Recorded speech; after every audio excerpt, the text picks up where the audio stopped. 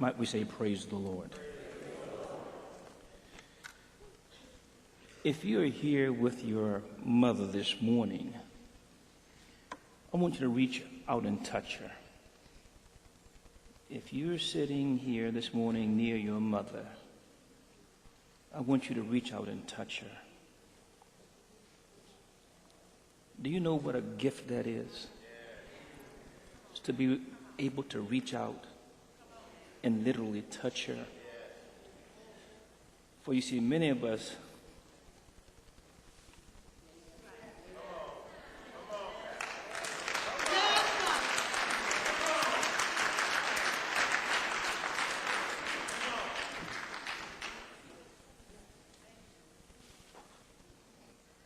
have to reach up. This morning, we want to direct your attention to the book of Proverbs, turning to that 31st chapter and looking at verses 1 through 3, and it reads,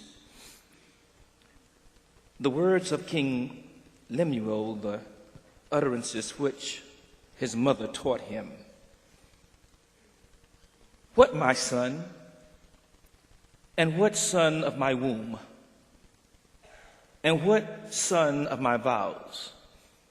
Do not give your strength to women, nor your ways to that which destroys kings."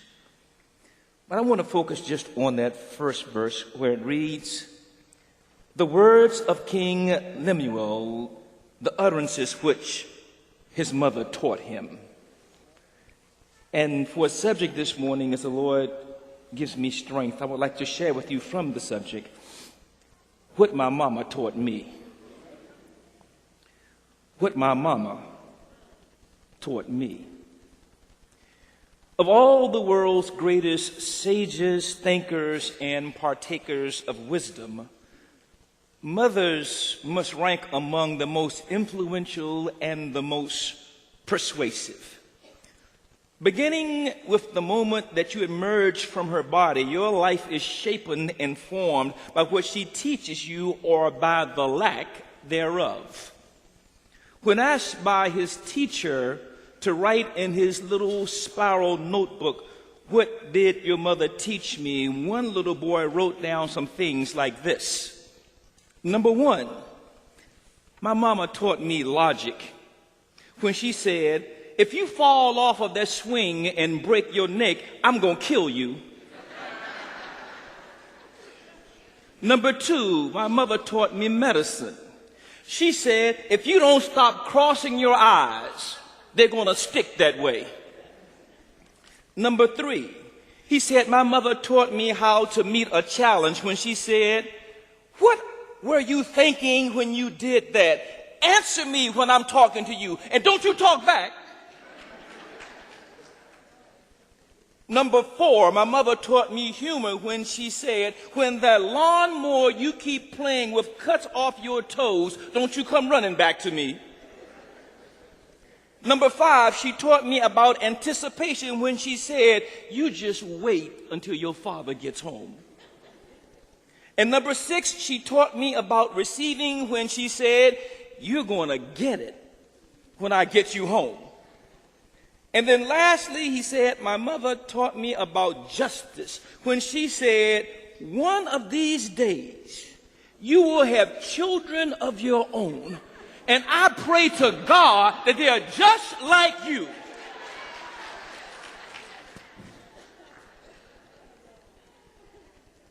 Lemuel, whose name means devoted to God or belonging to God, was a king, and he was an Ishmaelite. And for those of us who are Bible students, we know that this makes him a descendant of Ishmael, who was the son of Abraham and Hagar. As the ruler of the tribe of Manasseh, or the region that went by that name, Lemuel puts before us in this chapter some exceedingly wise things that we learn from our mothers and that he learned from his mother while he was just a young person.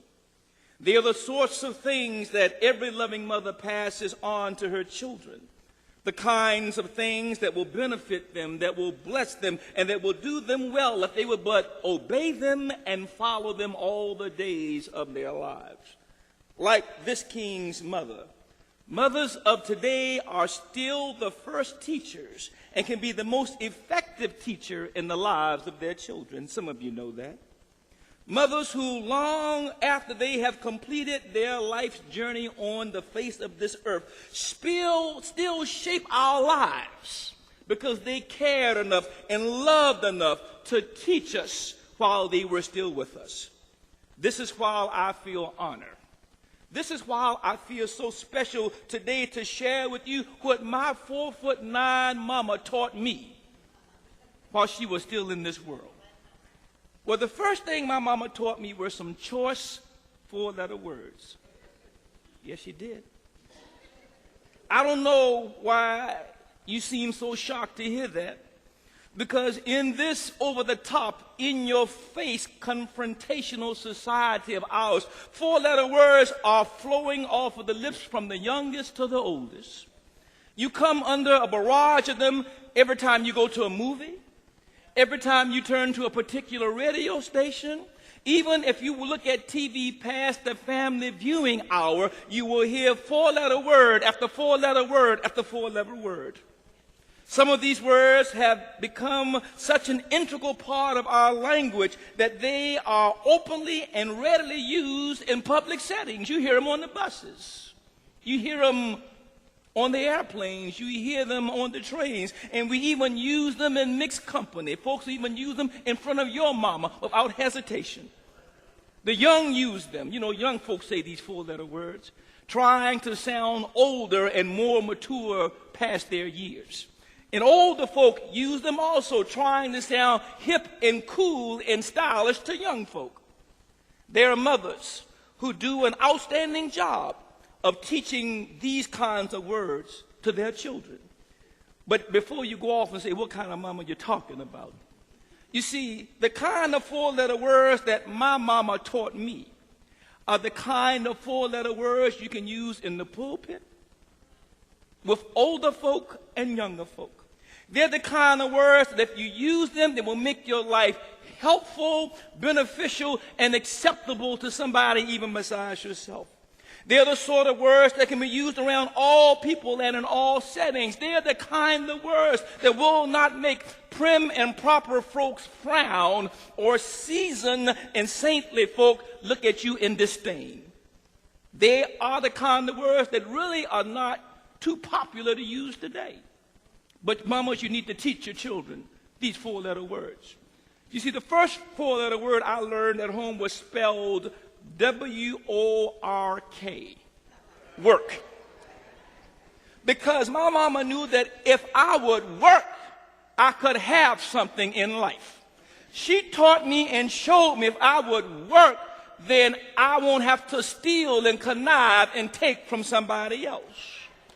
Mamas, you need to teach your child the 4-letter word called work. Don't just give it to them all the time. Let them work for it. There's nothing wrong with them washing dishes, cutting the grass, sweeping the floor, cleaning the bathroom. Teach them W-O-R-K at home. See, when you teach them how to work, they can survive. The next 4-letter word she taught me is spelled C-O-O-K. Cook. You'd be surprised at the folk in here who cannot cook. I can cook. My wife's in Tennessee right now. That's why she's not here today. But you know what? I have not missed a meal. And if you go home to my home, the dishes are washed also. Teach your children how to cook. So when McDonald's closes, when Burger King's on strike, when Popeye runs out of chicken because it's chicken sale day, they can feed themselves. So you teach them work. You teach them cook. And also you need to teach them the word spelled W-A-R-K. Wash. Wash your clothes and yourself.